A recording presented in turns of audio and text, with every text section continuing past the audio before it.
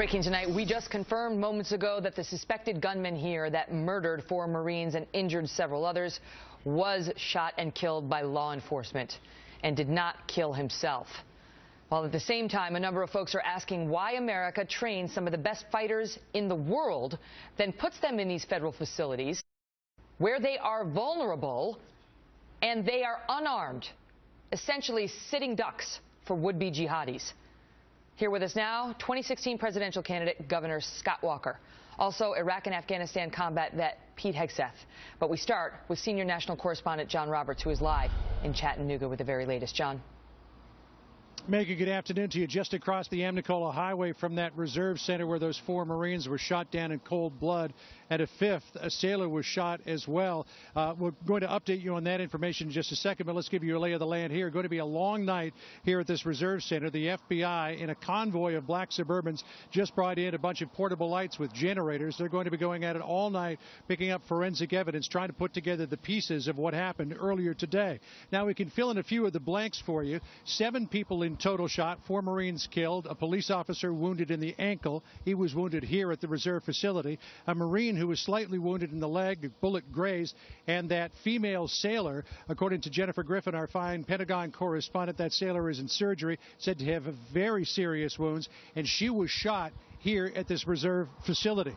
Now let's take a look at some aerials from earlier in the day when the sun was up, and you will see exactly what this guy Abdulaziz had to do to get into this facility. You see his car there in the parking lot. He had to make his way through an S-curve of Jersey barriers and get up enough speed to smash through that gate that was wrapped around the front of his car, which he then either backed away from or just by sheer force of momentum, it fell off the front of the car, and that's when he opened fire. Let's take you back to the scene at the recruiting center on the Lee Highway. Take a look here. The number of bullets that were fired through that front window and all the shell casings, the brass that were very, very close. He had to be just feet away from that in the car when he opened fire. And look at this, almost ringing a sign that says no firearms inside.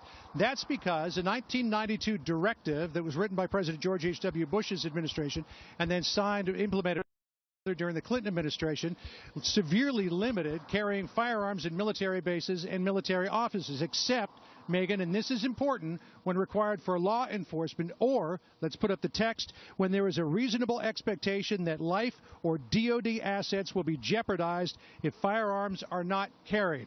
I think a lot of people will be re-examining that clause in the light of what happened today, Megyn. Absolutely, John. Thank you. Pete Hegseth is a Fox News contributor, and he's the CEO of Concerned Veterans for America, also an Iraq and Afghanistan war veteran. Pete, good to see you. They're sitting ducks. The warnings, I mean, just preparing for the show tonight, I found a dozen of them, a dozen warnings about the threat to military centers, and yet there they stood, Marines, unarmed.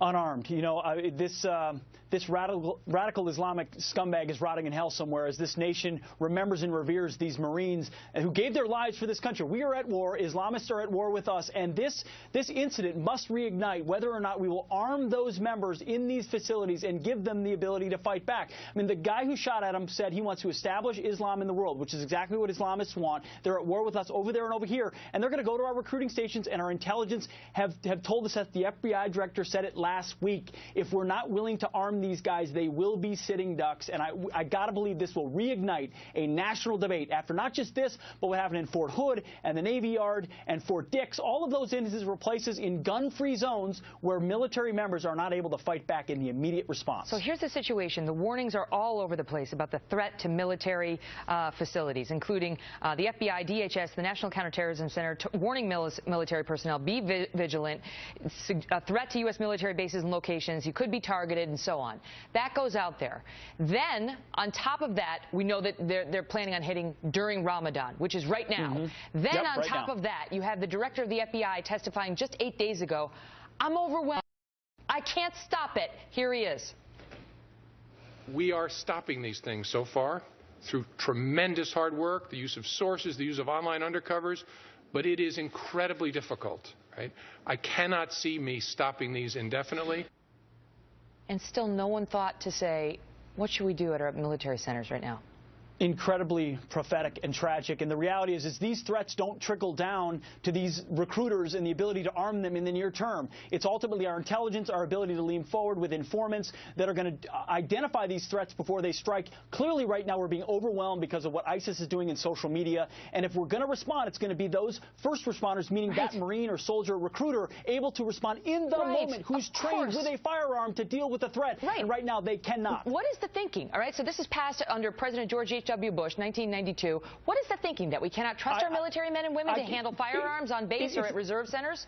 It's not a matter of trust. It's a bit of a paternalistic instinct that's always been in the military that, hey, these guys are being trained, they're in bases, they're safe areas. As a result, and I was a first-line leader and a commander, you know, there's a safety umbrella over the military. They don't want these guys having their own personal firearms. I understand some of the reasons why. Those reasons are long gone, Megyn. We are at war. This threat exists, and it is direct on these facilities that have very little security. And think about National Guard armories that I was a part of in Minnesota or elsewhere. These are unguarded, wide open, with military members right inside without the ability to defend themselves and ammunition. They're sitting ducks, Megyn, and ISIS knows that right now. You've got one of the dead is a decorated war hero with more than one Purple Heart. 2 Purple Hearts. This is somebody who could have defended himself had he been given the opportunity. And in the ultimate bit of irony tonight, of course, they are enhancing security, the security posture at federal facilities, including the NYPD increasing security at recruiting stations.